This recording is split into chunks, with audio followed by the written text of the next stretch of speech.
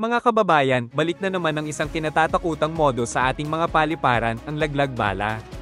Isang OFW, pauwi na sana para sa reunion nila ng pamilya, pero sa halip na yakap, posas ang sumalubong sa kanya. Sino ang nasa likod nito? At paano ito muling nangyari sa kabila ng mga pangakong wala ng ganito? Huwag kang bibitaw, ang kwentong ito, gigising sa ating lahat. Isang 32 anyos na OFW mula sa Saudi Arabia ang pinigilang makaalis sa NAIA matapos umanong makitaan ng isang bala sa kanyang hand carry bag. Ayon sa kanya, wala siyang dalang ganoong bagay, at hinding-hindi siya magdadala ng kung anong illegal, lalo't uuwi siya para sa birthday ng kanyang anak. Bigla na lang may nakita silang bala, tapos sinabihan akong may kaso ako, umiiyak niyang kwento.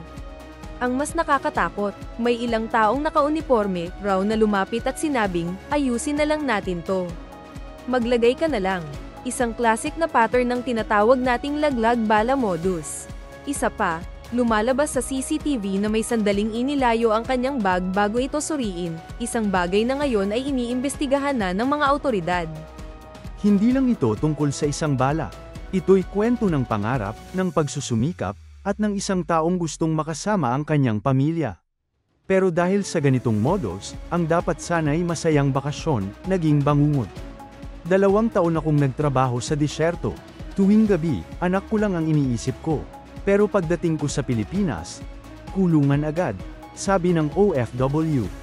Hindi ito isolated case, ilang netizens na rin ang naglabas ng saloobin, na baka daw bumabalik ang sistemang akala natin ay tapos na.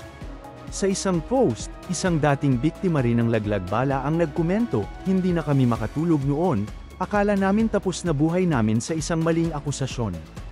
Kaya mga kababayan, paano na tayo? Ligtas pa ba ang mga guthi sa sariling bayan? Gaano karami pa kaya ang hindi nagsasalita dahil sa takot? At anong hakbang ang ginagawa ng gobyerno para tuluyang matigil ito? Kung ikaw o kakilala mo ay naging biktima ng ganitong modus, huwag kayong manahimik. I-comment ang kwento niyo sa ibaba at sama-sama nating ilantad ang katotohanan. Sa susunod naming update, ibubunyag namin ang bagong key footage na magpapatunay kung may inside job nga ba sa airport. Kaya huwag niyong palalampasin, mag-subscribe at i-follow ang Tambayan Balita. Dahil sa panahon ng disinformation, ang boses ng taong bayan ang tunay na lakas.